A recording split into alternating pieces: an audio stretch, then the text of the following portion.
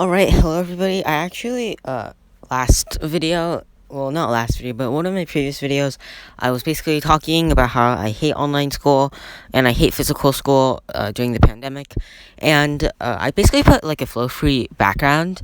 It was my first time it was called, like, an Amoeba pack. I don't even know what that means, but whatever. And it got cut off. I can't fix that because flow-free, you can't do it on horizontal features. So that was annoying. But after looking at it, like, you can sort of infer about, like, which one's which, and I can sort of see what I'm doing somewhat. So hopefully you guys don't get mad at me for that. Sorry about that. But I'll try to do something else, and hopefully I can get a different screen recorder. That way you can actually see the entire thing. But today I'm basically going to be ranting again, but it's not going to be about online school or anything like that, because I recently read an article about how ants suck, and I guarantee you about at least the majority of the world probably hates ants because they're annoying, they bite you, well, not bite, well, they can bite you, but they mainly sting you, and they can run over your house, and it's really annoying to get rid of them. So yeah, but you guys really shouldn't hate on ants, and I'll sort of explain why. But the first one is that ants are just trying to protect their own lives. Like, if you think that ants are going to be annoying to you, well then technically you're wrong, because you are being annoying to the ants. The ants were there first. And actually, ants did a lot of things before us. Like, ants had suicide bombers before us. It's a special type of ant that latches onto another ant and explodes, becoming really sticky, and the ant ends up dying. So yeah, suicide bombers. They had slavery. There's something called parasitic ants, where the queen will be able to give off pheromones. A pheromone is basically a special chemical that ants use to communicate, and it's basically sort of their own ID. So a parasitic queen will come in, and they'll have the same pheromone as the original queen. So when they go in, the ant colony will have to choose which one is the false queen. And most of the time, they will fail and kick out their actual queen. As the queen keeps laying her new eggs, the parasitic queen lays parasitic ants' eggs. And basically when that happens, their pheromones aren't different. The ants can't see the colors. They only see pheromones. So from pheromones, the ants can't tell each other apart, except the parasitic ants know that they're different, and so does the queen. And then in the end, the original colony ends up being slaves to the new parasitic queen.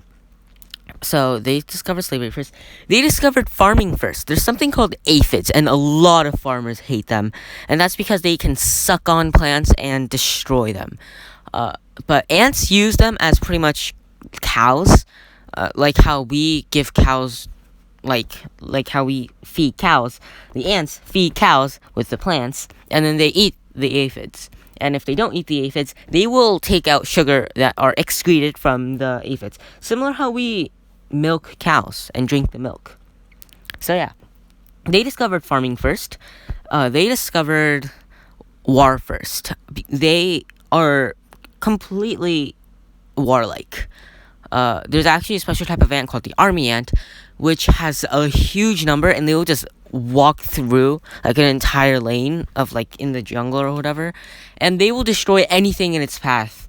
And some of the ants have specialized mandala. I forgot what it's called. It's like those little claws that they have on their head. Basically, what that can do, when it's like curved, some of them will use that to specifically target spiders, because that thing will wrap around the spider's abdomens, and then the spider won't be able to trap them with their fangs, and then they can easily sting it to death. So they discovered war first, but at the same time, they also discovered treaties first, because there's many type of ants, such as the Dracula ants or the yellow crazy ants, that will sometimes join forces. Like, for example, they will have, like, if there are two Dracula ant colonies, because they're not too common, when they meet, they will just immediately give up on war and just join forces. So they will have two queens. And the crazy thing about that is that there's multiple queens, so if one queen dies, they still have a queen. The colony is still not dead. So that's a cool thing about ants. They will join forces. They also first discovered the hierarchy system. I don't know if it's hierarchy or hierarchy, I don't care. But basically, they discovered queens first. They discovered the system of super majors, majors, minors, stuff like that. And that's really important because that's an hierarchy system. They discovered it first. They also arrived first here. And they also, let's see, what else have ants done? They've also been able to have a multi-king/queen system. It's mainly a queen, though. One ant colony called the Black Crazy Ants has the ability to pretty much make many queens, if that makes sense. Basically, in a certain season, it's called mating season. Basically, what they'll do is they'll have really big eggs. And inside those big eggs are called alates. Alates do nothing in the colony. They literally only sap up food and do no work at all, and it's really a hindrance to the colony. However, they are still important because when it is mating season, nuptial flight, I think it's called. When it's nuptial flight, they will start flying out and mate. Yay. During that nuptial flight, a lot of predators, such as birds, will pretty much have an all-you-can-eat sort of festival because they can eat as many ants as they want because there's just so many. So that's cool. But the Black Crazy Ant colony, when the queen gives birth to alates, normally they are genetically related, and that's sort of obvious, right? Like if you're a parent, like you're genetically related to your sister, like a biological sister, I'm saying. If it's like a stepsister or whatever, then you might not be, but whatever. They have to be genetically related. That's just normal science. But the Black Crazy Ant colony, it's super weird, and when it lays alates, they are genetically different. They are genetically unrelated. So in the Black Crazy Ant colony, they don't need to do nuptial flight. They can just mate inside the colony. And then they'll have many queens. And that's why they are incredibly hard to get rid of. Because they have many queens. If you kill off the queen normally, the entire colony dies. But with Black Crazy Ant, they are immortal. They will not die if you kill off one queen. But that's sort of why ants are cool. But many people say that they're annoying and that they can sting you and that they can destroy your houses. Well, they were here first. We came in and interrupted their house, so it's only natural for them to live in our houses then. And for staying, they're just protecting their their queen. Like in kingdoms, if your king or queen was endangered, everybody, as long as they were a good king or queen, would try to protect them. So basically, they're only doing something natural, and you shouldn't get mad at something that's like as natural as that. Like, you need to protect your queen, obviously, like, come on.